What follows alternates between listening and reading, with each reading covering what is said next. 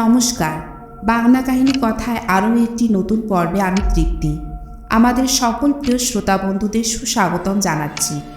শুরু হচ্ছে হরিনারায়ণ চট্টোপাধ্যায়ের গল্প অমরধা।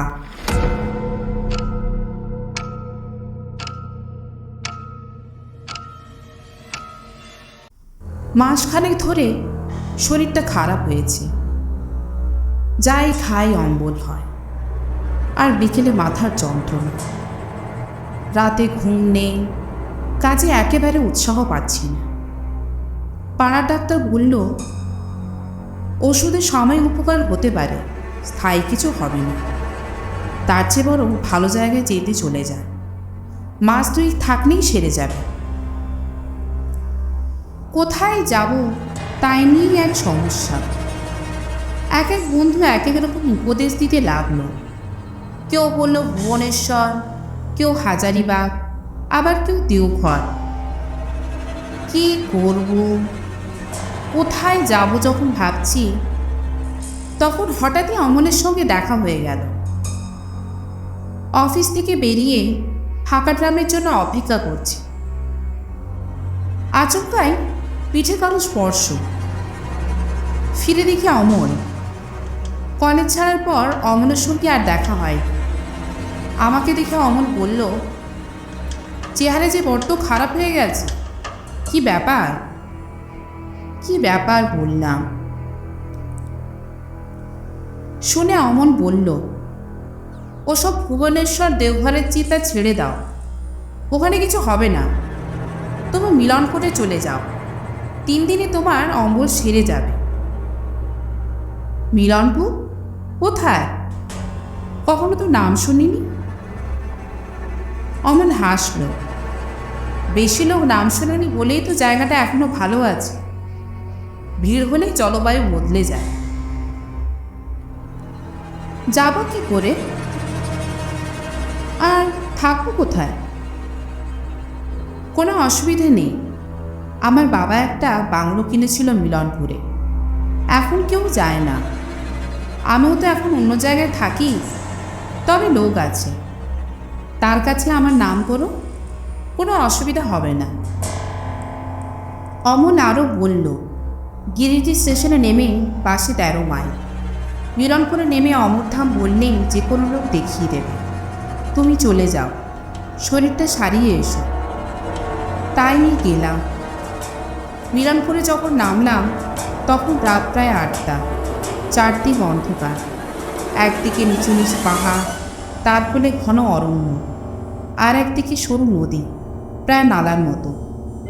কিন্তু কি জলের গর্জন! স্রোত পাথর থেকে পাথরে লাফিয়ে চলেছে। টর্চ জেনে কোনোরকমই এগোতে লাগলাম। সরু পায়ে চলাপথ, লাল মাটি, মাঝে মাঝে কালো পাথর। অন্যমনস্ক হলে হোঁচট খাওয়ার আশঙ্কা। পথের একপাশে একটা মুদির দোকান। মুদি ছাপ বন্ধ হচ্ছিল। আমি গিয়ে দাঁড়ালাম। এখানে অমরধাম কোথায় বলতে পারো? মুদি লণ্ঠন তুলে কিছুক্ষণ আমার দিকে দেখে বলল, সেখানে তো কেউ থাকে না, বাড়ি একেবারে জঙ্গল হয়ে গেছে।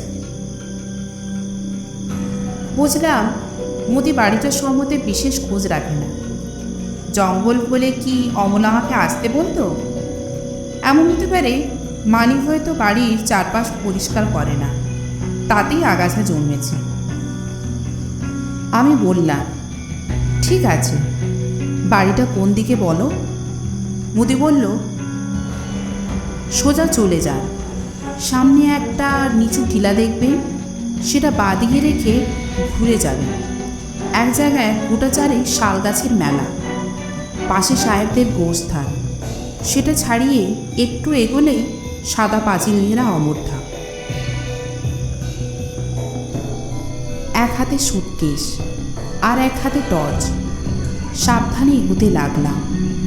রাত 9টার বেশি হয়নি, কিন্তু এই জনমানবহীন ঘন জঙ্গলে ঘেরা অন্ধকার জায়গায় মনে হচ্ছে যেন নিশুতি রাত।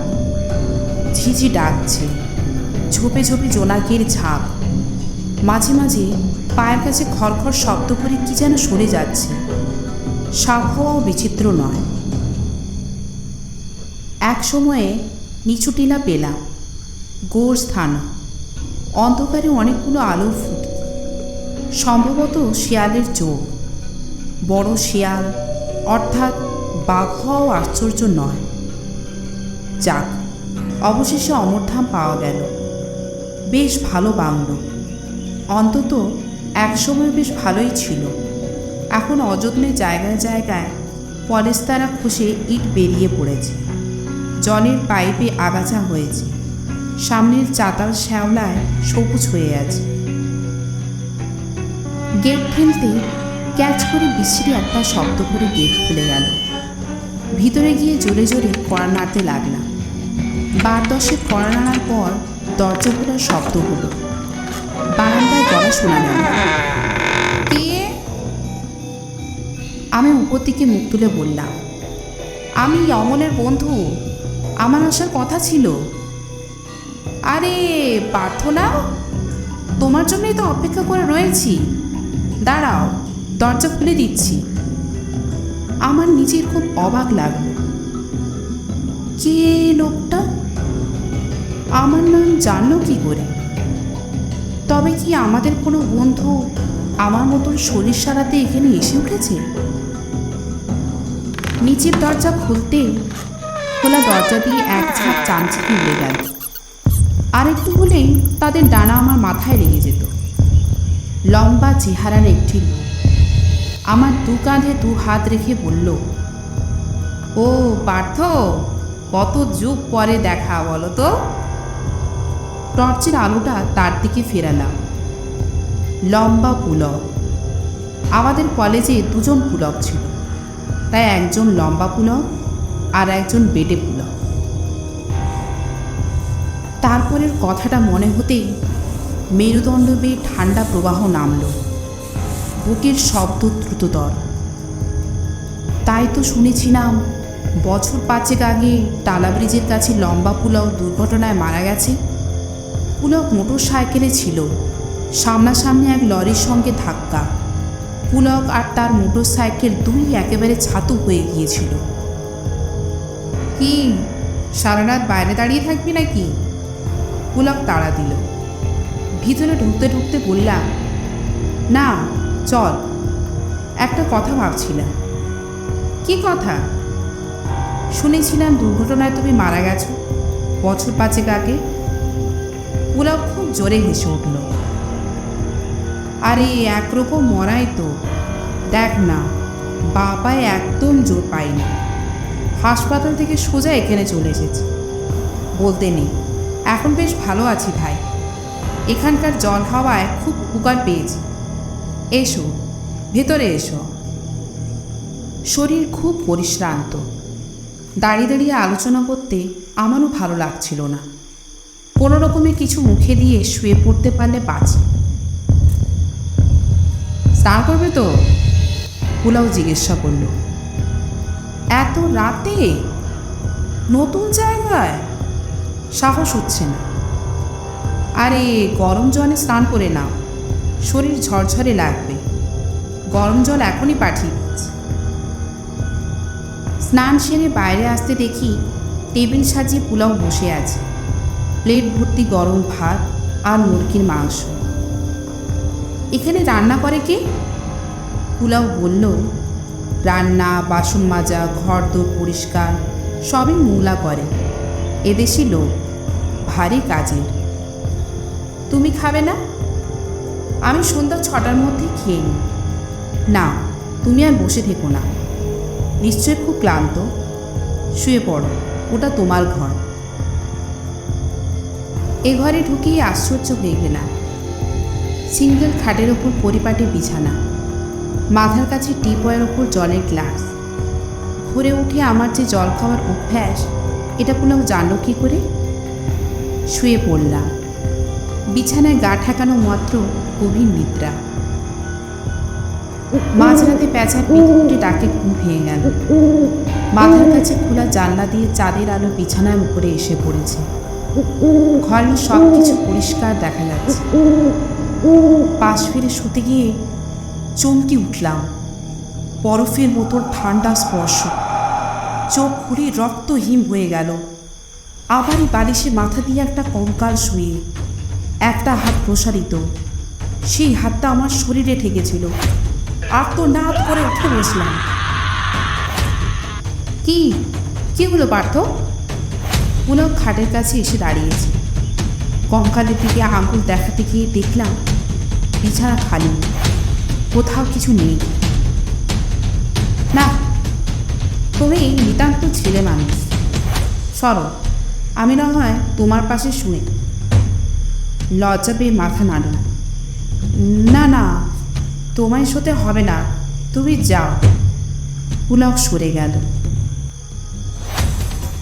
ঘুরেবার চেষ্টা করতে করতে নতুন এক চিন্তা মনে এলো। শোবার আগে আমি তো দরজা বন্ধ করে দিয়েছিলাম, তাহলে পুলক ঘরের মধ্যে ঢুকলো কী করে? উঠে আর পরীক্ষা করতে ইচ্ছা হলো না। ঘুমে চোখ বন্ধ হয়ে গেল। পরের দিন সকালে উঠেই দেখলাম ঘরের দরজা ভিতর থেকে খিল দেওয়া। এদিক ওদিক চোখ ফিরিয়ে দেখলাম ভিতরে ঢোকার আর কোনো পথ নেই। তাহলে পুলক কাল রাতে ঘরের মধ্যে ঢুকলো কী করে? দরজা খুলতেই পুলককে দেখলাম বাগানে দাঁড়িয়ে আছে। কাল রাতেই তার ঘরে ঢোকার কথা বলতে সে হেসে উঠল খুব জোরে। তুমি নিশ্চয় স্বপ্ন দেখেছ, আমি আবার কখন তোমার ঘরে ঢুকলাম? স্বপ্ন? তা হবে, কিন্তু এত পরিষ্কার স্বপ্ন জীবনে কখনো দেখিনি। এখনো চোখের সামনে যেন ঘুমন্ত নরকঙ্কালটা দেখতে পাচ্ছি। মুখ হাত ধুয়ে নাও, মুংলা এখনই চা দিয়ে যাবে। বারান্দায় দুটো বেতের চেয়ার পাতা, মাঝখানে গোল বেতের টেবিল। হাত মুখ ধুয়ে একটা চেয়ারে বসলাম। উল্টো দিকে চেয়ারে পুলক বসে বলল, মুংলা, পার্থবাবু চা নিয়ে এসো। চা আর টোস্ট নিয়ে যে এলো তাকে দেখে আমার সারা শরীর কেঁপে উঠল। এমন বিভৎস চেহারা আমি জীবনে দেখিনি।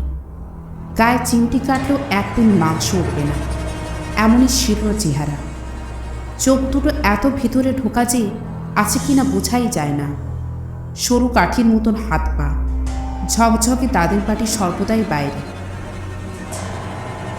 চা টোস্ট দিয়ে চলে যেতে আমি বললাম, লোকটার চেহারা দেখলে ভয় করে। পুলক বলল, মানুষের চেহারা আর কতটুকু? ছাল ছাড়ালে সবাই সমান। মোংলার চেহারা যেমনই হোক, লোকটা কিন্তু খুব কাজে। তাছাড়া নিজের লোক ছাড়া আমরা তো আর যাকে তাকে রাখতে পারি না। নিজের লোক মানে খুব জানাশোনা। একেও এখানকার গা থেকে অমনি জোগাড় করে এনেছে। খেতে খেতে বললাম, তোমার চা টোস্ট কই? পুলক উত্তর দিল, আমি এসব খাই না ভাই, সহ্য হয় না। ভোরে উঠে ছোলা ভেজানো খাই আদা দিয়ে। একটু থেমে পুলক বলল, তুমি বসো, আমি একটু ঘুরে আসি। এখন আবার কোথায় যাবে? একবার পোস্ট অফিসে যাব, তাছাড়া আরও দু এক জায়গায় ঘুরে আসব। তুমি আমার জন্য অপেক্ষা করো না, আমি বাইরে কোথাও খেয়ে নেব। সারাদিনটা পুলক ফিরল না, সন্ধ্যার সময়ও না। মোংলাকে জিজ্ঞাসা করতে সে বলল, বাবুর ফেরার কোনো ঠিক ঠিকানা নেই, কোথায় কোথায় যে যান। খাবার সময় এক কাণ্ড। বসে খাচ্ছি, পাশে মোংলা দাঁড়িয়ে। তাকে বললাম, একটু তরকারি নিয়ে এসো তো, আর দুখানা রুটি। মোংলা চৌকাঠের কাজ পর্যন্ত গিয়ে বাইরে হাত বাড়িয়ে তরকারি আর রুটি এনে দিল। ঠিক মনে হলো এগুলো নিয়ে কে যেন বাইরে অপেক্ষা করছিল। কিছু আর জিজ্ঞাসা করলাম না, কিন্তু এবারে বাতাসে কেমন যেন ভয়ের গন্ধ। মনে হয় অশরীরী আত্মারা আনাচে কানাচে লুকিয়ে আছে। সেই রাত্রি দারুণ দৃশ্য চোখে পড়ল। পুলক তখনও ফেরেনি, ঘুম আসেনি। বিছানায় শুয়ে এপাশ ওপাশ করছি। হঠাৎ বাইরে খড়খড় আওয়াজ। পাশা দুহাতে রগড়ালে যেমন শব্দ হয় ঠিক তেমনই। আস্তে আস্তে উঠে জানলার খড়খড়ি খুলে বাইরে চোখ রাখলাম। ম্লান চাঁদের আলো, খুব স্পষ্ট নয়, আবার একেবারে অস্পষ্টও নয়। উঠানে একটা গুড়ির উপর দুটো কঙ্কাল ঘেঁষাঘেঁষে বসে, একজনের হাত আর একজনের গলায়, আর একটু দূরে একটা গাছের ডাল ধরে মৌলা দোল খাচ্ছে। কি লম্বা চেহারা, সারা দেহে কোথাও একদিন মাংস নেই, চোখে দুটো গর্ত থেকে গাঢ় লাল রং বের হচ্ছে। অজান্তেই মুখ থেকে একটা আর্তনাদ বের হয়ে গিয়েছিল। সঙ্গে সঙ্গে কঙ্কাল দুটো ফিরে দেখল, চোখ নেই, তবুও কি মর্মভেদী দৃষ্টি। বুকের রক্ত শুকিয়ে জমাট হয়ে গেল। আশ্চর্য কাণ্ড, একটু একটু করে কঙ্কাল দুটোর মাংস লাগলো। সেকেন্ড কয়েকের মধ্যে দুটি পূর্ণ মানুষের মূর্তি ফুটে উঠল। তখন আর চিনতে অসুবিধা হলো না, একজন পুলক আর একজন অমন। কাঁপতে কাঁপতে বিছানায় ফিরে গেলাম। সারা রাত ঘুমাতে পারলাম না। যা দেখেছি তারপর ঘুমানো সম্ভবও নয়। বাইরে খটখট শব্দ, মনে হলো একাধিক কঙ্কাল মূর্তি উঠানে পায়চারি করছে। সেই শব্দের সঙ্গে প্যাঁচার ডাক, বাদুড়ের দানার ছটপটানি মিশে ভয়াবহ অবস্থার সৃষ্টি করল। ভোর হতে আর এক মুহূর্ত অপেক্ষা করি, সুটকেসটা হাতে নিয়ে ছুটতে লাগলাম। বের হওয়ার সময় রান্নাঘর থেকে বাসনপত্রের আওয়াজ আসছিল। একটু পরে হয়তো মৌলা চা নিয়ে সামনে এসে দাঁড়াবে। দিনের আলোতে মৌলার মুখোমুখি দাঁড়াবার সাহস আমার নেই। ছুটতে ছুটতে যখন মুদির দোকানের সামনে গিয়ে পৌঁছলাম, তখন মুদি সবে দোকানের ঝাঁপ খুলছে। হাঁপাতে হাঁপাতে বললাম, এক গ্লাস জল। মুদি আমাকে দেখে অবাক, বোধহয় জীবন্ত দেখবে আশাও করেনি। জল দিয়ে জিজ্ঞেস করল, আপনি অমরধাম থেকে আসছেন? হ্যাঁ। খাওয়া দাওয়ার কী করতেন? মুদির কাছে কিছু বলতে ইচ্ছা হলো না, শুধু বললাম, কেন, মৌলার আনতো? মুদির মুখটা হাঁ হয়ে গেল, দুটো চোখ বিস্ফারিত। কাপা গলায় বলল, মৌলা মানে মৌলা মুন্ডা? মৌলাকে তো বছর 5 আগে অমরধামের এক গাছের ডালে ঝুলন্ত অবস্থায় পাওয়া গিয়েছিল। আত্মহত্যা? কি জানি, অনেকে বলেছিল বিষয় সম্পত্তি নিয়ে গোলমাল হওয়ায় ভাইপোরাই নাকি মেরে ঝুলিয়ে রেখেছিল। আর দাঁড়ায়নি, গিরিটি না পৌঁছানো পর্যন্ত শান্তি নেই। অমরধামের বাসিন্দারা গন্ধ শুকে শুকে হাজির হলেই সর্বনাশ। বাকিটা শুনলাম গিরিডি স্টেশন মাস্টারের কাছে। ওই বাড়ির অমলবাবু মাঝে মাঝে আসা যাওয়া করতে। বছর 2 আগে তাকে খাড় মটকানো অবস্থায় বাড়ির উঠানে পাওয়া গিয়েছিল। গিরিডি থেকে পুলিশের কর্তা গিয়েছিল, কিন্তু খুনের কোনো হদিশ হয়নি। মাথাটা ঘুরে উঠল। তাহলে কলকাতায় রাস্তায় অমলের সঙ্গে দেখা, আমাকে মিলনপুরে আসার আমন্ত্রণ করা, এসবের কি ব্যাখ্যা হতে পারে? আর পুলকের দুর্ঘটনায় মৃত্যু, এ তো আমার জানাই ছিল। নিজেদের দল বাড়াবার জন্যে কি আমাকে ডেকে আনা হয়েছিল? তাহলে মুঠোর মধ্যে পেয়ে ছিঁড়ে দিল যে? গলায় পইতা আছে বলেই কি জানি। যত ভাবি এই প্রশ্নের কোনো উত্তর পাই না।